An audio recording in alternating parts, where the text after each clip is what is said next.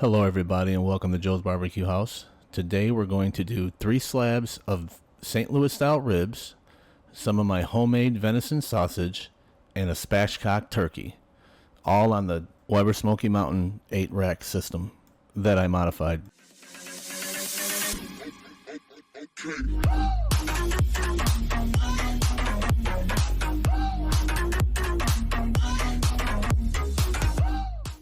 Alright, let's get this show started out by spatchcocking this turkey.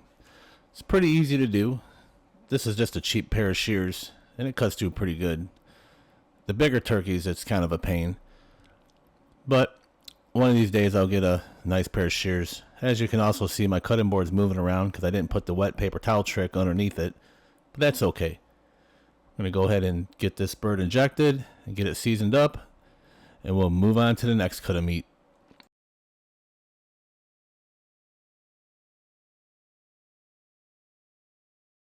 Alright, so here we're going to use some Tony's Chachere's garlic and herb injection. It's a Creole butter. It's really good. And go ahead and pour a half cup into a measuring cup. And let's go ahead and get this thing injected. The reason I put the injection into a measuring cup is because we're going to be contacting this needle in with this turkey. And you don't want to dip it back in the bottle, especially if you're not going to use all of it. So go ahead and just be sure to be safe and put it in a separate container and go ahead and inject your bird. So starting with the meat side, I'm going to use this Sweeetheat all-purpose rub. Some really good stuff that I've been using, as you can see in my previous videos. And I'm just going to cap it off with some coarse black ground pepper. We're going to go ahead and get this thing flipped over and continue on the other side.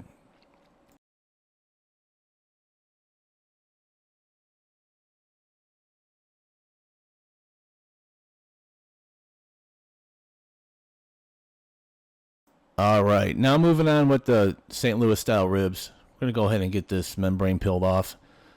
I wanted to do what Ken did over at Heavy Metal Barbecue and go ahead and smoke them and then peel the membrane off when they were ready, like before wrapping or whatnot. I will definitely try his method on baby back ribs, but not these, because I've peeled the membrane off these ribs before and they absolutely sucked. Now this last one isn't too bad. So let's go ahead and get this off and we will get these seasoned up and ready to go. Alright, now for the ribs, I'm going to use this Sweeetheat Southern Barbecue Blend. This stuff is excellent on ribs. I'm also going to top this off with my SPG, which is nothing other than equal parts of coarse black brown pepper, kosher salt, and granulated garlic. Now keep in mind that after I seasoned all the meat, I went ahead and put them in foil pans and set them in the refrigerator until the smoker gets up to temp. Alright, here I'd like to introduce to you my upgraded Weber Smoky Bandit kettle. So as you can see here on this kettle lid, that's the stock vent, and that is the one that I had added. Also includes a River Country 3-inch temperature gauge. That's sitting on top of the Cajun Bandit smoke ring for the kettle. Alright, let's go ahead and light this chimney up. A couple of lighter cubes there. Let's get this thing started. Keep in mind that that Cajun Bandit fire ring is 3/4 full of pre-burnt charcoal from a previous cook and just capped off with some fresh. And we're going to use a full chimney to start this. Be sure to leave all your vents wide open while you're starting your pit and bringing it up to temp. The reason I added an extra vent is to help with airflow. This thing wasn't drafting properly and was lucky to get temps of 240 degrees. The added vent allows me now to get up to 450 degrees, even with pre-burnt charcoal. I'd also like to add that I'm running the water pan absolutely dry and it will be used as a grease catcher. Here in the center section, I went ahead and added another temp gauge to monitor the bottom section. Okay, this is the 5-rack system that goes on the top section of the WSM. And here I'm just adjusting grates to get this turkey on the bottom and the ribs on the other 3 racks.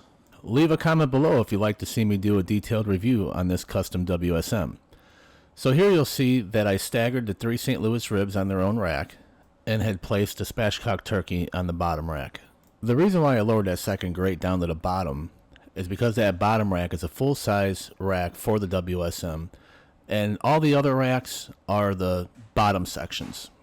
I had also lowered it so I could fit the Spatchcock Turkey in with this 5-rack system. Right. Well, our coals are ready, so let's go ahead and get these dumped out and get this thing put together. And don't forget to leave all your vents wide open. So looking over to the right, you'll see that that thing is standing 6 foot tall. But if you also notice, it has the Weber kettle's bottom on it, which has excellent airflow using the stock lid. Now, as you can see, I lowered it about a couple of feet by switching it to the bottom base of the WSM, which does not allow me to have very good airflow. But by adding the second vent, allows me to have excellent airflow and lowering the whole unit by a whole foot and being able to run an 8-rack adjustable grate system. Now here what I'm going to show you is the 3 racks. They're the bottom sections of the WSM. They're all stacked up and they go right there in the bottom row. And the other 5 that the meat's on is going on the top. We are not using these, but I thought I'd show them to you anyway. So about 15 minutes had went by, and I'd like to show you that all the vents here are open halfway. And as you can see on the top here, we're at 300 degrees.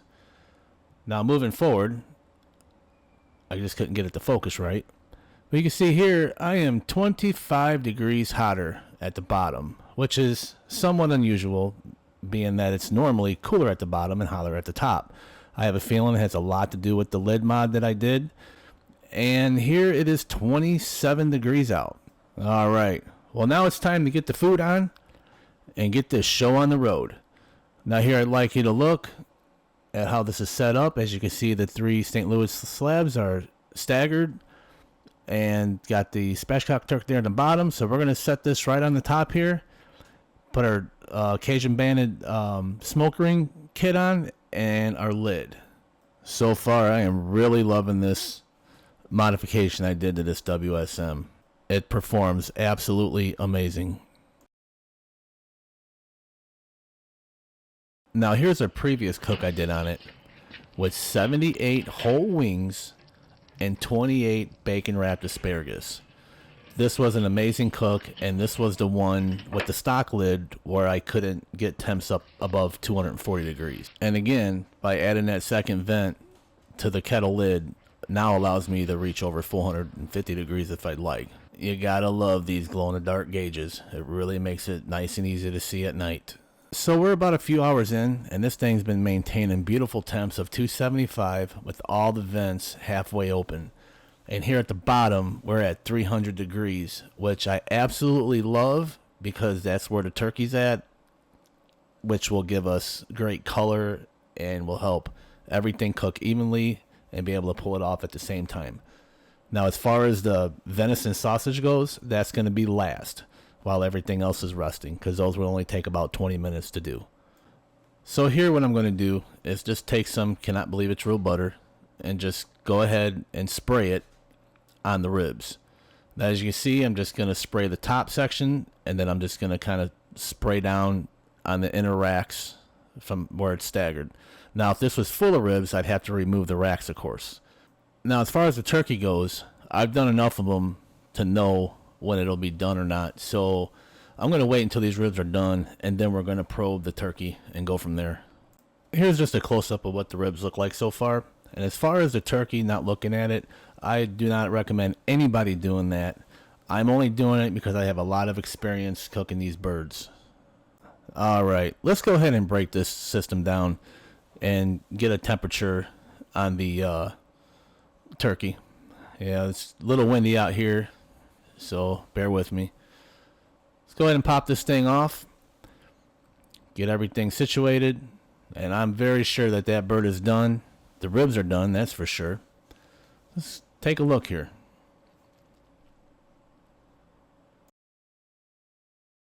I'm not sure if you guys noticed, but I haven't played any background music at all.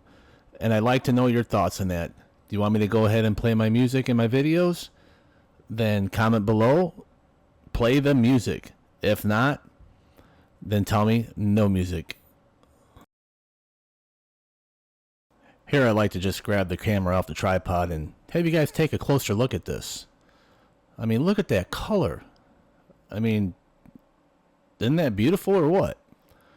So I'm pretty sure that this thing is done. So let's go ahead and get a meat probe on this thing and kind of go from there. So here we're averaging temps between 170 in the breasts and about 175 in the thighs. So I'm here to tell you that this is fine. It's definitely done. We're going to pull it and just let it rest for a little bit.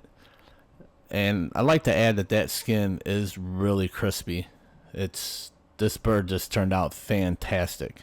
For those of you that's seen the temp gauge reach 190 degrees, that's because I hit the grate with the tip of the thermometer. All right, let's go ahead and get this turkey off into the pan and get it inside. I'm going to go ahead and put those ribs back on just temporarily until I get everything set up in the house.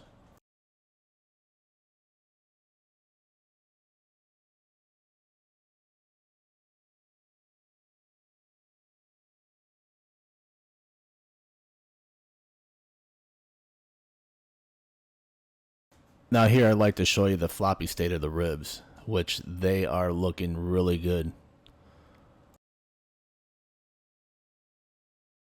So I let this bird rest for about 5 minutes. You don't want it to rest too long because then the skin will end up getting soggy on you. So it's best to serve these immediately. But for this case, I'm going to show you how easy everything just pulls right off. Really don't even need a knife to do this other than carving up the breast.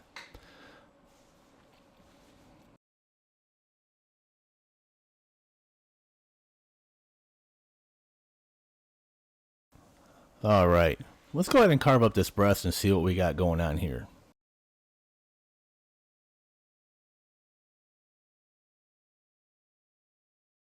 Now I'm not sure if you guys can see that, but it is definitely nice, moist, and tender. Now let's go ahead and cut into the other side and let's see how it looks. And as you can see, there's a little better angle. See the juices in it. Very nice. I am really impressed with the way this bird comes out.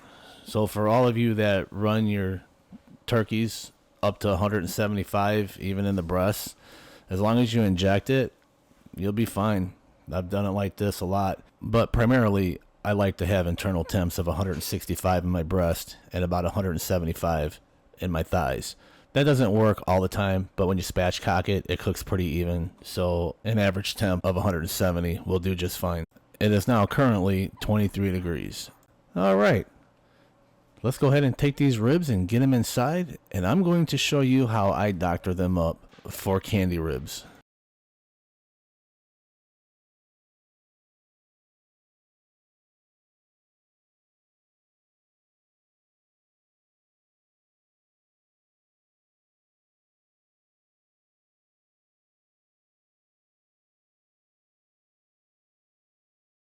So all you got to do to make the ultimate candy ribs is just go ahead and spray all the ribs down with spray butter, the same butter you were using to spritz the ribs throughout the cook. So now what you want to do is take your honey and just drizzle it over the top just like this.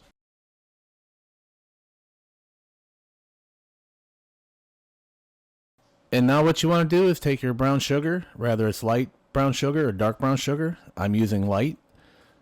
And just sprinkle it all over that honey, just like this.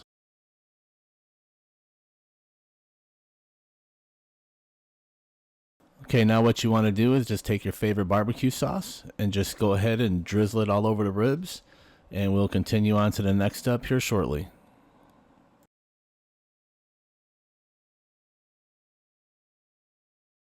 Now this last step, all you want to do is grab a full-size foil pan and just go ahead and stack your ribs inside there, cover it up with aluminum foil, and let it rest for at least 20 minutes. And I promise you, nothing but quality. All right, now for the venison. Let's go ahead and get this homemade sausage on the smoker. Comment below if you'd like to see me do a video on how I make homemade sausages. I do mild, hot, Italian sausage, of course venison as you see here. Here I'm just going to go ahead and crank up all the vents and put these on the top rack and let them go for about 20 minutes or until they're finished. Here is just a close-up of what they look like on the top rack. You guys can get a real good visual of the texture of what I got going inside these venison sausages. They're only ground once, and this is how I do it with my Italian sausage as well. Now here's a little tip on how to stoke your fire in a WSM. Just take your coal rake and rake them coals away from the vents. You want to rake your coals at least 2 inches away from the vent. This will allow for proper airflow and guarantee maximum performance out of your smoker. Now keep in mind I'm using the Charcoal Bandit charcoal ring, which is much larger than the stock one.